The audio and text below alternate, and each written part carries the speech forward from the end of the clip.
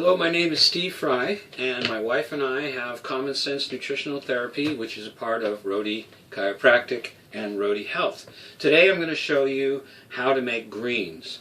Now specifically, the reason for this is because in America we have a very major problem. We do not eat enough greens. Our intestines, our whole garden inside of us dramatically needs fresh greens, but we don't give it to them. So today we're going to make steamed greens, and I'm going to show you a way to have them available then for the next 3 days, but only cook them once. That'll take care of a lot of problems right there because we don't want to cook them. The other thing is we don't like the way they taste like fresh mown lawn. Greens are just not a popular taste with a lot of folks. So the recipe I'm going to show you today has some things in it that are going to take away some of that fresh mown lawn taste. So let's just jump right in. Here's our refrigerator, and get out some good stuff here. Here is some spinach. Here's some kale. Here's some chard. Let's see if we can find some apples. A couple of great apples. And the other thing we need is some parsley.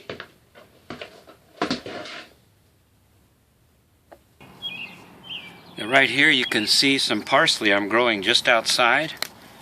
And it overwintered, and it's in very, very good shape. So I'm just going to pick this parsley right here. It's the one thing that's going to be in there that's fresh. I would love to be able to show you the whole thing fresh, have my own apple tree, everything. But at this present time, I don't. So here's one thing you can grow. And it's a good thing to do that, because given the amount you need, generally, the amount you buy at the store is too much.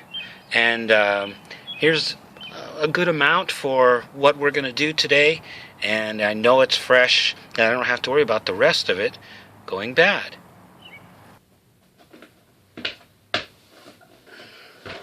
So there's the parsley we just picked out front.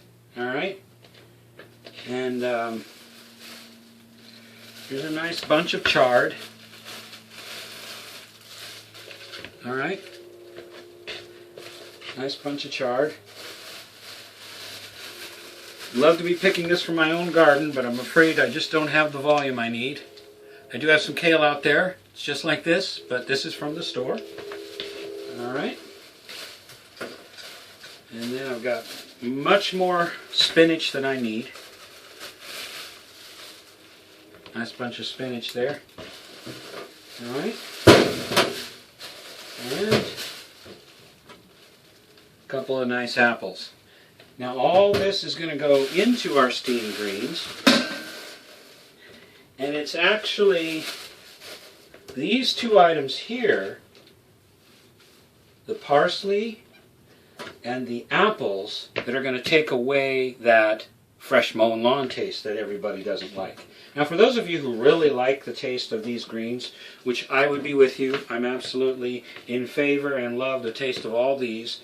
But for those of you who do, just know that this recipe is for the vast majority who really don't like that taste. And even those of you who do like the taste of spinach, you do like the taste of kale, you'll still really enjoy this. It's a great combo. And so what you're not going to watch now is me preparing all this, but let me just tell you what I'm going to do. With the kale, I'm going to get rid of the stalks. So, showing you what I mean here. Just going to take this apart. And this is, of course, for those of you who are just not familiar with dealing with this. What I'll do is, you can see that stem right down the middle, or you can see it even better on this side, and I'll take all the leaves off of those stems. Now if you grow this outside and you bring it in and you pick it just like I just went out and picked this parsley, you don't have to get rid of the stems. It'll taste good. However, given any amount of time at all, that stem becomes bitter, and that would mess up the taste of your greens. And the same's going to go for this guy. I'm going to clean this guy up, and I'm actually going to take the leaves off of these stems, But unlike the kale, I'll actually be saving these stems because these stems are really delicious in stir fry. So I'll use them a different way. And then of course the spinach. I'll probably for this recipe use only about a fourth of what I have here. But basically I'll just be chopping off that end so it's all loose, and then I'll rinse those off. So that's what you're not going to wash. And of course we're going to dice these up into a little smaller than the size of a sugar cube. So I'll do all that now while the camera is off.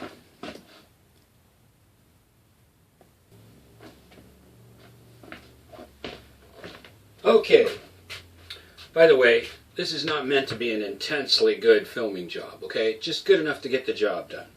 So now while we've been off camera, we've washed everything. Here's our parsley ready to go. Here's about a fourth of that spinach or less, and that's ready to go. And our chard and our kale all taken off the stems. Here are the chard stems, and these I will actually put in a bag and put in the refrigerator. They're absolutely delicious in stir fry. And here are the stems for the kale, which because it's store-bought and been sitting around, this is bitter, so I'm throwing this away. Here's a great item. This is a plastic knife. I'm not a big fan of plastic, but in this particular case it comes in very handy because we're not going to put any of that problem. Apparently when you use a metal knife on something like greens like this and then you save it, it does things to the edges, the interaction of the metal and the greens. Personally, I've not really noticed that so much, mostly because I tear things up by hand. But here's what we're going to do. We're going to do this right here like so. By the way, if you don't own a great big silver bowl like this, it is an invaluable tool for a number of things.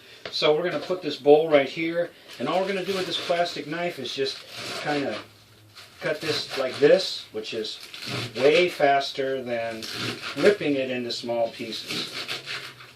So that makes that task already done. And that's what we're going to do with each of the items that I showed you over there. Off camera though.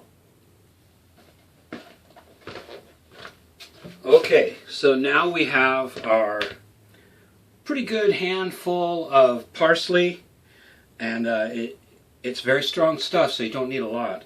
And then a whole bunch of chard and kale, and then about a fourth of that bunch of spinach. And to that, we're going to add 2 apples, which were diced up to about sugar cube size, we'll say. Pour that in there. Now, we're going to steam this, but before we do, we want to get it mixed really well, because after you steam it, it doesn't mix. What you get when you're done, you live with, because it just doesn't mix well after that. So you spend a little time doing this, and get it mixed well, and then you put it in the pots, and we're going to talk about that a little bit. But I'll finish the mixing and get the pots ready off camera.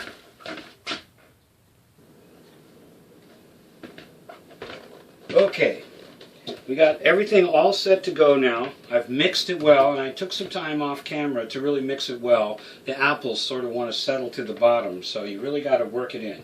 Now I'm going to do 2 different pans. Okay, this is a more typical way of making steamed greens. Here's a colander that has the holes in it, a pot, water goes in there, and then on top of that, of course, the lid. Well, that of course won't hold all this. And the way I actually usually make it is in this. This is Kitchen Craft from West Bend. It's waterless cookware, and without any water or anything, I'll just put it all in there. And I will let that go for maybe 2 minutes. Now, the important thing about this recipe is, even though it's called steamed greens, it's really just, a better title for it would be barely steamed greens. what you're doing is you're just barely steaming it to take off the goitogenic properties of fresh greens that bother some people who have problems with their thyroid, their goiter, or their adrenal glands.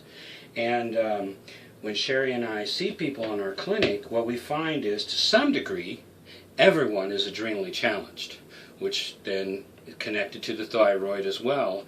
And so we just feel it's better for everybody to do this way, to lightly steam them. Okay?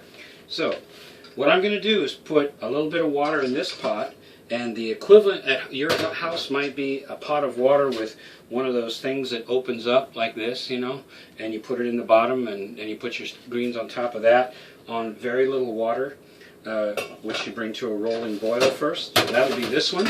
And then in this one, I'll just put it straight in, no water or anything, and we'll cook both of those. And I'll get that all set up off camera, and then after that what we're going to do is show you how to put it in jars and some special ways to keep it so that you can actually enjoy these greens with one session of cooking for 3 days.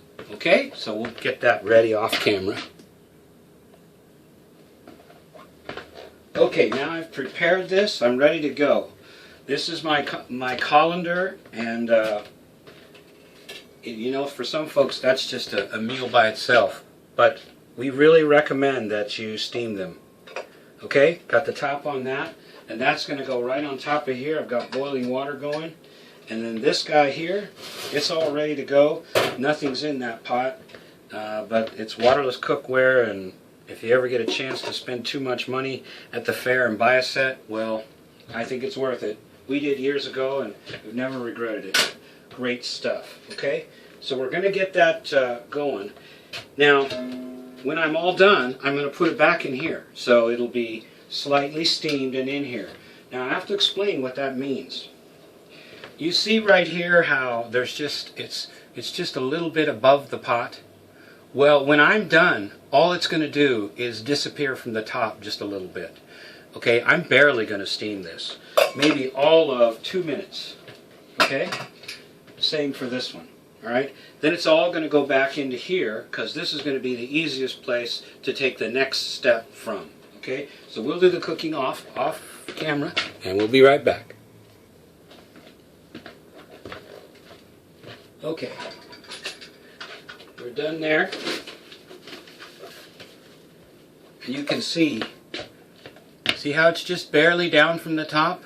Now, any of you who've steamed greens before, you know that if I had to give that another 3 minutes, that would be just 1 inch of mushy green at the bottom of the pan. You do not want to do that. That's over steaming them. That's taking the life out of them. So now I'm just going to pour that right into there. And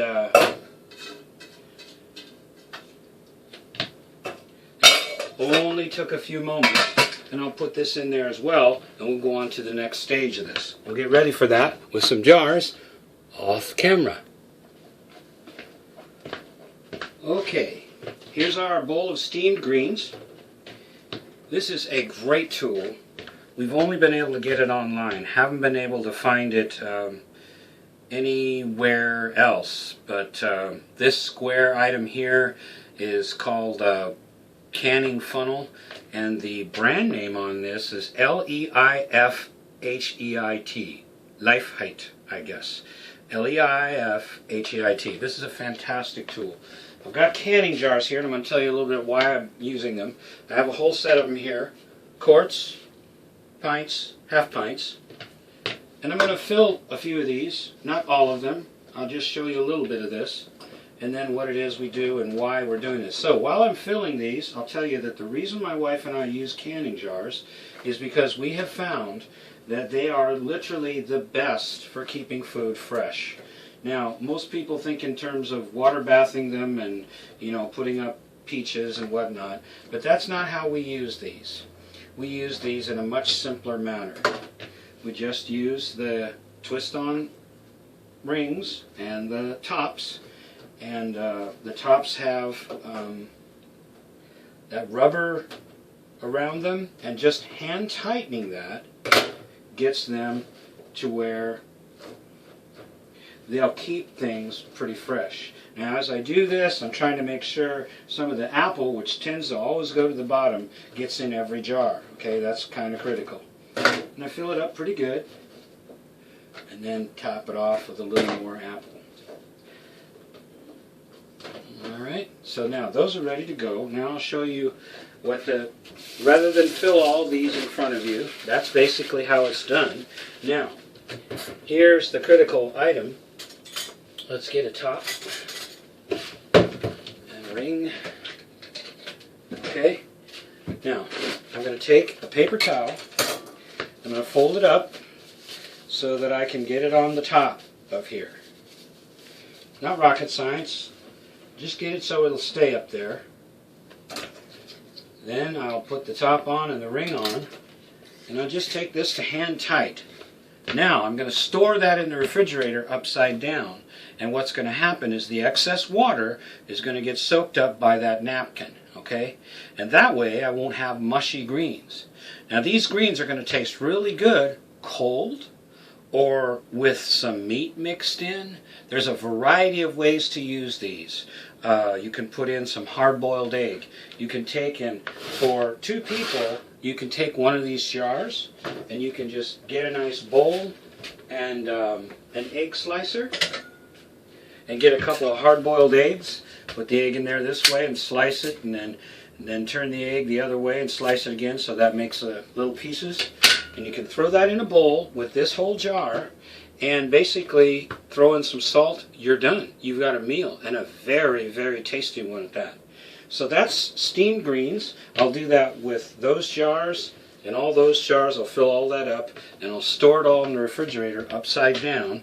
And if I go to use part of this, then I'll change the napkin. I'll put a fresh one in there and turn it upside down again. And it'll keep easily for 3 days. You move into the 4th day, it's questionable, and 5 days, no, you got compost. So, thanks for watching. I hope that helps you be more of a greens eater.